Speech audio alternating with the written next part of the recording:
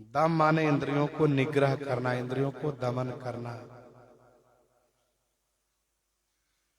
ये दुर्गम है, कठिन है। इंद्रियों को जीतना बड़ा कठिन काम है। दान करना, दया करना, मख माने यज्ञ करना, कर्म करना, सुधर्म माने सुंदर धर्म करना, ये सब धन के अधीन है।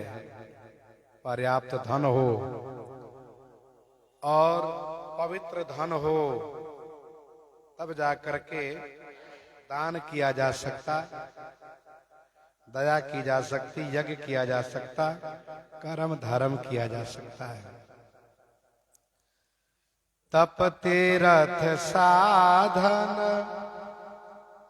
जोग विराग सो होई नहीं दृढ़ता तन को। तप तीरथ साधन जोग विराग सो होई नहीं दृढ़ता तन को।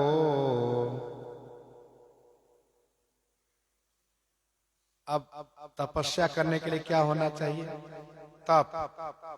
तपश्चर्या करें, तीर्थाटन करें, खूब साधना करें, योग अष्टांग योग करें, वैराग करें। तो उसके लिए क्या होना चाहिए? निरोग स्वस्थ शरीर होना चाहिए।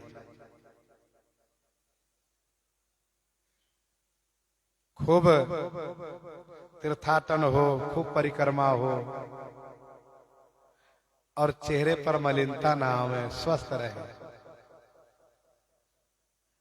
खूब तपस्या हो, खूब साधना हो, अष्टांग योग हो, वैराग्य हो।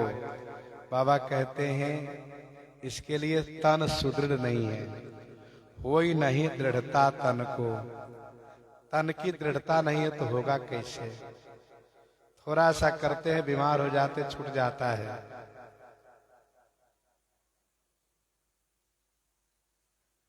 पवित्र नदी में स्नान हो, जलाशय में स्नान हो, पवित्रता के साथ धर्माचरण हो,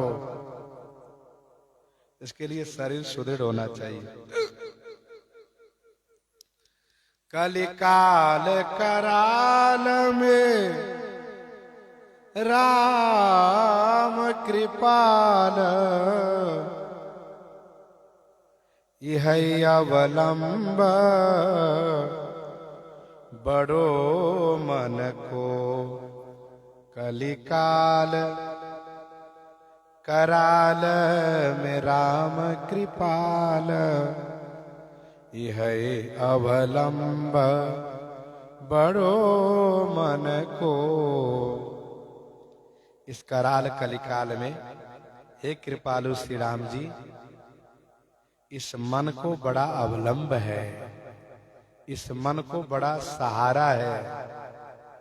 वो क्या?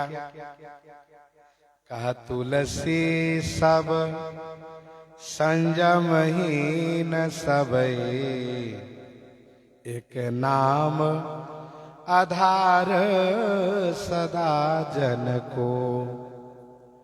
गोस्वामी जी कहते हैं कि सब संयमहीन, सब संयमहीन होते हुए भी जहां कुछ भी नहीं हो पा रहा है, एकदम से निराश हो गए हैं कि कल्याण होगा कैसे, तो वहां पर एक नाम आधार सदा जन को। इस जन को एकमात्र नाम का आधार है, नाम का सहारा है। पाई सुदेह विमोह नदी तरनी न लही कर नीन कछु की।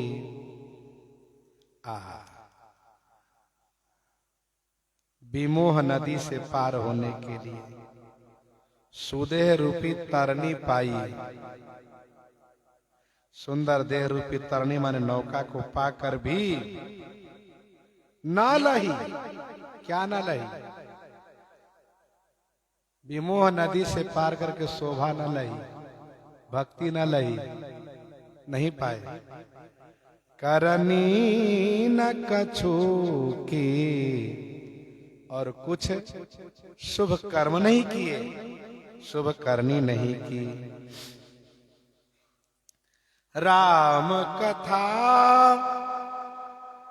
बरनी न बनाई,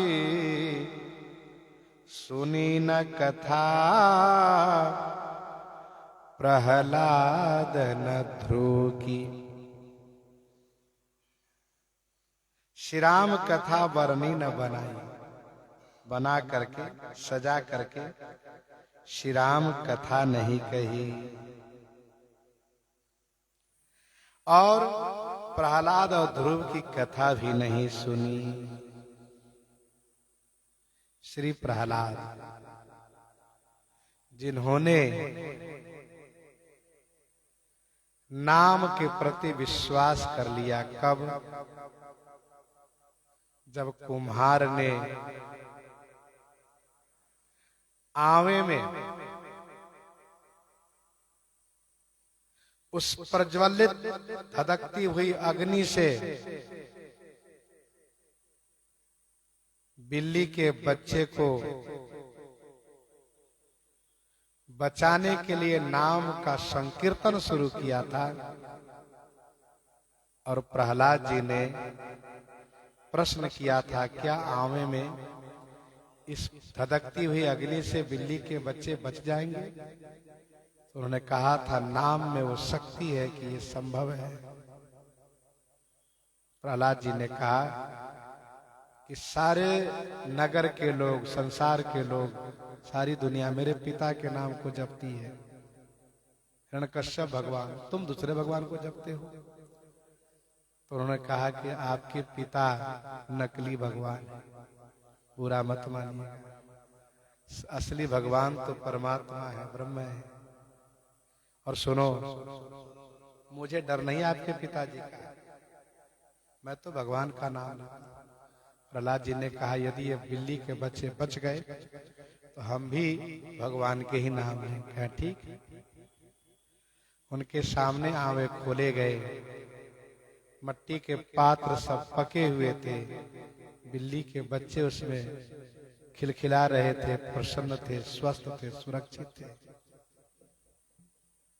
एक पात्र में बिल्ली के बच्चे उसी में दब गए थे।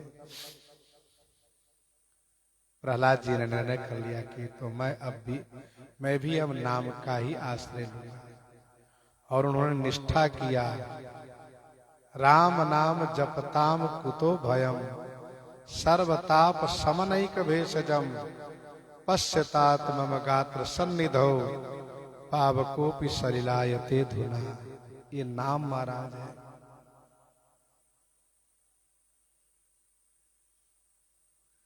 नाम अजामिल से खल कोटि, अपार नदी भव बूढ़त काढ़े।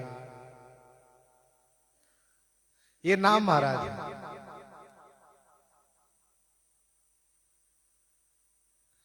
अपत अजामिल गज गनि काहू, भय मुकुत हरि नाम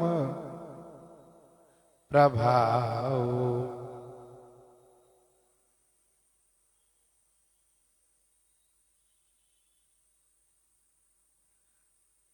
उन्होंने नाम का जाप शुरू किया।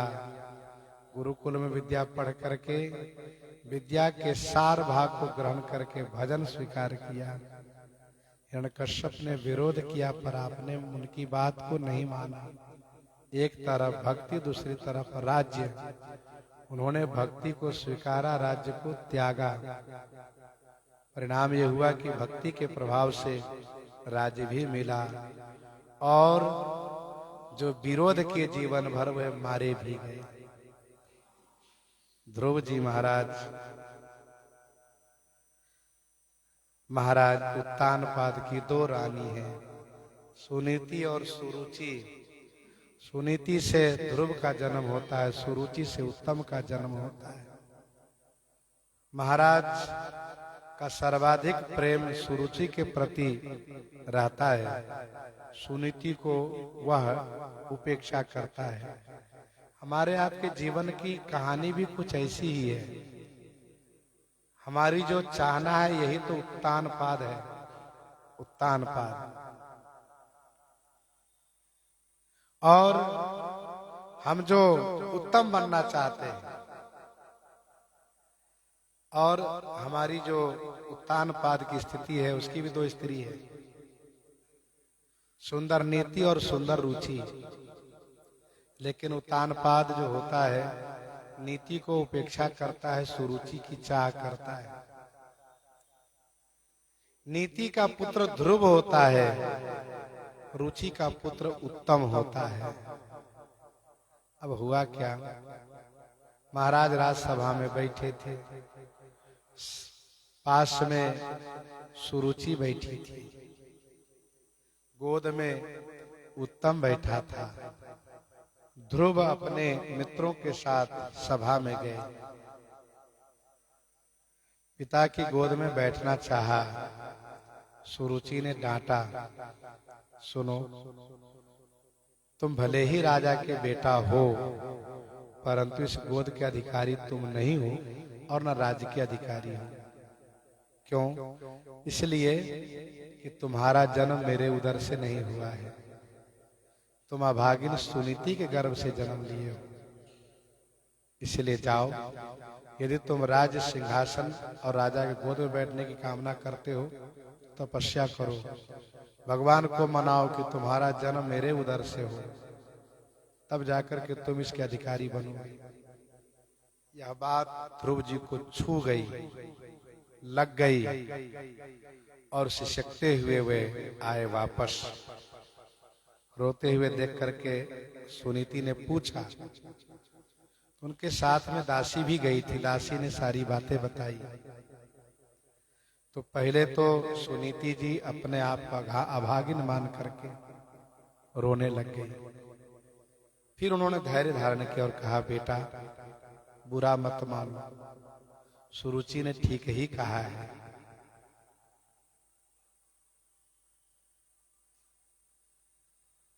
और सबका सिद्धांत है, भगवान को छोड़ करके दुनिया में जीव का कोई ठिकाना नहीं है। यह कहे सुत वेद चहूं, श्री रघुनाथ चरण चिंतन तजी, नाहि न ठौर कहूं। और बेटा ध्रुव, जाके चरण बिरंचि सेई, सिद्धि पाई शंकर हूं। सुख सनकादि मुक्त विचरत तेऊ, भजन करत अजहूं। सुरुचि कहो सोई सत्यता तयति, परुष वचन जब हूं। बेटा ईर्ष्या छोड़ दो, सुरुचि की बात सत्य है। तुम्हें यदि उत्तम पद चाहिए तो भगवान की तपस्या करो, भगवान का भजन करो। उनको भजन करके तुम्हारे परदादा व पितामह सब जितने हैं सब भगवान के धाम को गए, उत्तम पद पाए। तुम ही भजन करो। ध्रुव जी ने मां को प्रणाम किया और चल दिए। नारद जी की दृष्टि परी का हो, अरे बालक ये क्षत्रिय स्वभाव से प्रेरित होकर के तपस्या में जा रहा है, क्या ठहर पाएगा? चलो देखूं जरा।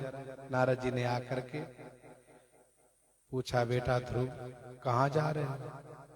कहा, बाबा मैं तपस्या करने जा रहा हूँ। अरे तुम्हारी उम्र नहीं है।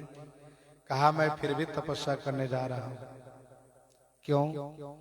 कहा, मेरी माँ ने कहा है और मैं पिताजी के वचन रूपी बाण से घायल हूं, चेहरा, विमाता के वचन रूपी बाण से घायल हूं, इसीलिए मैं तपस्या करने जा रहा हूं। पहले तो नारद जी ने समझाया कि घर चलो, मैं समझा देता हूं। जब नहीं माना तो कहा ये घोर क्षत्रिय स्वभाव से प्रेरित है। नारद जी ने चेला बनाया, मंत्र दिया, ओम नमः भगवते वासुदेवाय, और मथुरा में मधुवन में तपस्या करने के लिए कहा। चलो बेटा तपस्या करना, डरना नहीं, भगवान तुम्हारी कामना को पूर्ति करें। ध्रुव जी तपस्या शुरू किए जाकर के पहले महीने में कैथा और बैर खा करके तपस्या की, कैथा और बैर खा करके।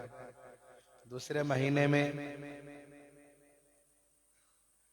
छठे दिन सूखे पत्ते खा करके एवं तृण के आहार लेकर के तपस्या की। तीसरे महीने में 9वें दिन जल का आधार लेकर के जल पी के तपस्या किए। चौथे महीने में 12वें दिन केवल हवा लेते थे, प्राणायाम द्वारा भजन करते थे, और 5वें महीने में सांस रोक दिए। एकदम से जगत को परमात्मा का रूप को ध्यान करते हुए सांस रोक दिए। आकार मचा। ब्रह्मादि देवताओं ने भगवान से कहा, भगवान आए, दर्शन दिए। ध्रुव जी बड़े आनंदित हो गए, स्तुति करने की इच्छा हुई, पढ़े नहीं है, अभी बालक हैं। भगवान ने अपना शंख उनके कंठ में छुआया, दिव्य ज्ञान प्राप्त हुआ, खूब स्तुति किए। भगवान इन पर अपनी प्रसन्नता प्रकट करके इनको घर जाने के लिए कहे। प्रभु ने इन्हें राज्य दिया का 36,000 वर्ष राज करना, फिर इसके बाद तुमको वह लोक मिलेगा जिसका कभी नाश नहीं होगा, ध्रुव लोक। ध्रुव अविचल कबहू न टरे। जिस ध्रुव की परिक्रमा सप्तऋषि, नक्षत्र और भी तमाम सिद्ध लोग करते हैं, वह लोक मिलेगा। भगवान के अंतर ध्यान होने पर ध्रुव जी घर आए। उनको इस बात को खेद है कि मैंने राज क्यों लिया, फिर भी आए घर। नारद जी ने आकर पहले बता दिया, इनको लेने के लिए दोनों माता गई हैं, सुरुचि और सुनीति। उत्तानपाद महाराज स्वयं आए। उत्तानपाद बड़े दुखी थे ध्रुव के लिए, नारद जी ने समझा दिया था। अब उनको बड़े स्वागत साथ घर लाए। दोनों माँ ने उन्हें दुलार दिया, प्यार दिया, और फिर इसके बाद ठाकुर जी बता ही चुके थे सब कि तुम राजा बनोगे। तो समय आने पर उत्तानपाद ध्रुव को राजा बना दिए। जब सयाने हुए तो विवाह करा दिए, राजा बना दिए। चले गए वन में तपस्या करने के लिए। ठाकुर जी एक बात और बताए थे कि आने वाले समय में हमारे भाई उत्तम को गंधर्व लोग मार डालेंगे। उनकी खोज में जाएंगी सुरुचि, दावाग्नि में जल जाएंगे। ये सब बात बता चुके थे, हुआ भी वही। तो ध्रुव जी महाराज की कथा, प्रहलाद जी महाराज की कथा, भक्तों का चरित्र नहीं सुना। अब जोर जरा जरी गात गयो, मन मानी गलानी कुबानी नमू की। अब जोर जरा जरी गात गयो, अब जोर जरा जरी गात गयो। अब जोर ने, जोर माने जबरदस्त, जोर जरा माने बुढ़ापा, अब जोर माने जोरदार, भरपूर। जरा अवस्था आ गई, बुढ़ापा आ गई, जिससे जरी गात गयो। गात माने शरीर जल गया, जर्जर हो गया। फिर भी मन ने गलानी मान करके कुबानी न मुकी।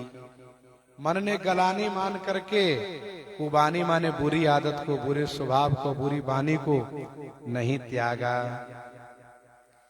नीके कठीक दई तुलसी अवलंब बड़ी उर आखर दुखी। नीके के ठीक दई तुलसी। गोस्वामी जी कहते हैं मैं अपने मन में नीके के मन अच्छी तरह से निश्चय किया हूं। ठीक दई मन निश्चय किया हूं क्या? अवलंब बड़ी उर आखर दुखी। इन्हीं दो अक्षर की मुझे बड़ा अवलंब है, इन्हीं दो अक्षरों का बड़ा सहारा है। आखर मधुर मनोहर दो, वर्ण बिलोचन जन जिए जो। रा और माँ का मुझे बड़ा सहारा है। गोस्वामी जी इस प्रकार से वर्णन कर रहे हैं। इन्हीं के साथ आज सीताराम सीताराम सीता राम सीताराम